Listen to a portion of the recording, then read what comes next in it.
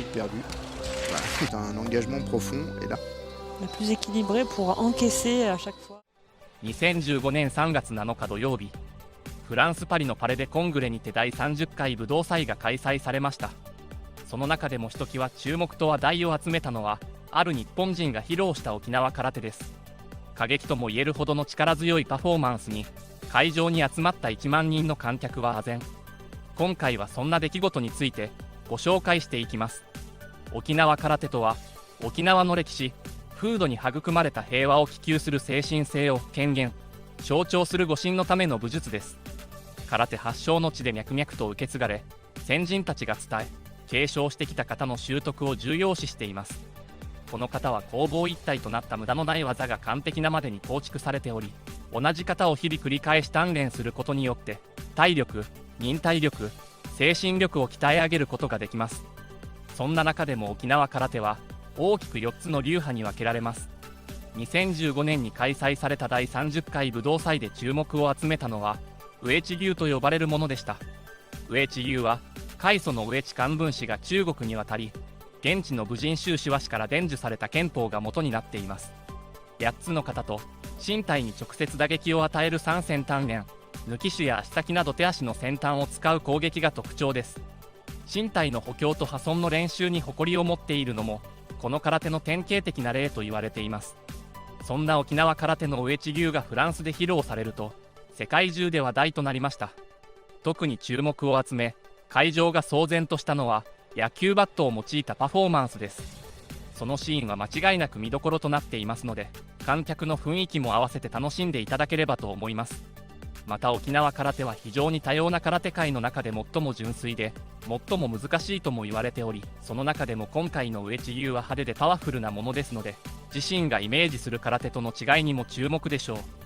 それではフランスに集まった1万人を驚愕させた沖縄空手の映像をご覧ください。Vous allez nous expliquer ça. On n'est pas du tout sur un karaté sportif. On ne recherche pas la même chose. On voit des postures plus denses, avec des frappes en puissance. On cherche à casser. Et c'est ce qui se passe ici d'ailleurs. Voilà. Il a Koken avec l'avant de son poignet. À la base de sa main, il a cassé la planche. C'est extrêmement impressionnant. Oui, parce que ça a l'air d'être, je ne sais pas quoi d'ailleurs, c'est très fragile, mais c'est quand même des... Regardez, on les voit bien, les planches. Hein. Imaginez-vous à la place. Paf, il passe à travers. C'est très puissant. 2 planches avec son pouce. Je vous dirais que par rapport à la forme sportive, c'est une recherche d'efficacité, mais vraiment dans la puissance. L'esprit martial, les origines, on cherche à le faire tomber sur un coup. Regardez, là il frappe avec un doigt, qui pourrait d'ailleurs aller à la gorge, c'est la démonstration qui est faite. Et voilà ce que ça donnerait dans la gorge. Waouh. Il est tout en puissance cet homme-là, on le sent, effectivement, on le voit bien, le Superman que ça devait être il y a 20-30 ans. Il est 9e dan, il ne doit pas être tout jeune, 1951, c'est pas un gamin. Il a plus de 60 ans. Alors regardez l'impression de puissance, presque intimidante, qu'il dégage. On l'a fait peur. Il a 63 ans. Oui. Donc c'est une batte de baseball, mesdames, messieurs.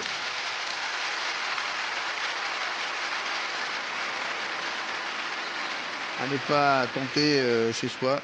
D'ailleurs, vous n'avez pas de batte de baseball chez vous. Ce sont des années et des années de pratique. Alors, c'est une des particularités des styles okinawaïens dont le Uechi-ryu fait partie, c'est la casse sur le corps. Alors, regardez, c'est pas facile. Il est en train de se taper sur les doigts de pied avec ce bâton récalcitrant. Il n'est donc pas du tout décidé de casser. Sur la pointe des doigts de pied, vous pouvez imaginer l'idée. Tout le corps est endurci par une longue pratique d'endurcissement dont on comprend bien les logiques, puisque pour devenir un guerrier, pour devenir un combattant puissant, il faut que le corps soit une arme. C'est l'esprit du karaté des origines.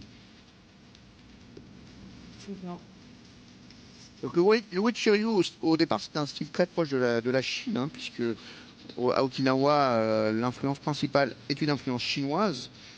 D'ailleurs, le style s'appelait au départ Tongai Nun, qui veut dire, paraît-il, mi-dur, mi-doux. C'est une des caractéristiques des arts martiaux, hein. Il faut être à la fois dur, il faut être à la fois souple. Oui, tout à fait. C'est trouver l'harmonie, toujours trouver l'harmonie, l'équilibre entre les deux.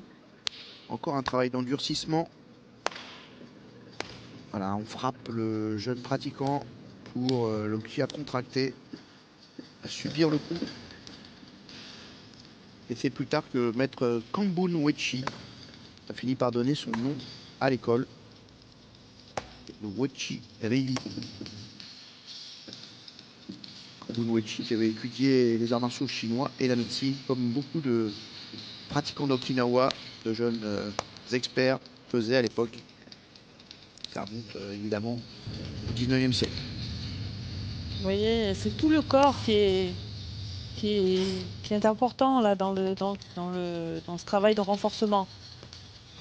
Les jambes, les épaules. Vraiment, tout est important.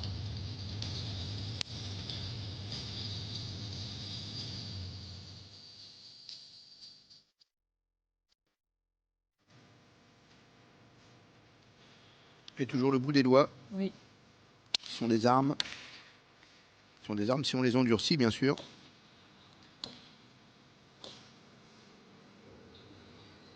Mais maître Kyude Shinjo, dans ce travail, lui aussi travaille aussi en faisant des percussions sur son élève. Pas d'énergie perdue.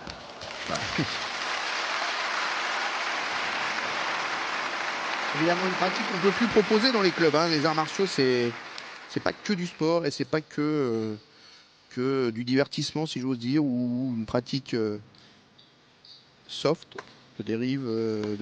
dérivatif de la vie quotidienne. C'est un engagement profond. Et là, on voit les traces de ce que c'était la pratique martiale. Oui. Obligeant son élève à avoir une posture la plus juste possible, la plus équilibrée pour encaisser à chaque fois Wow. les coups.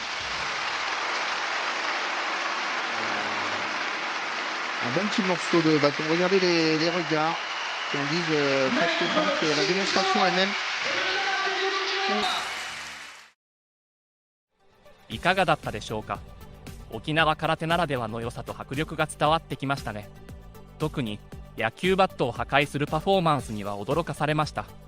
当時の様子が動画サイトで公開されると、世界中からさまざまな言語で称賛のコメントが相次いだことからも、その凄さが本物であることが伝わってきます。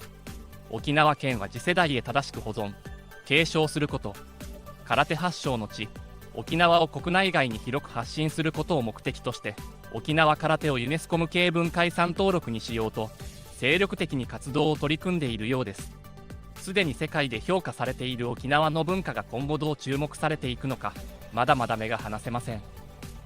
今回の動画はここまでとなります。このチャンネルの他の動画もぜひチェックしてください。ご視聴ありがとうございました。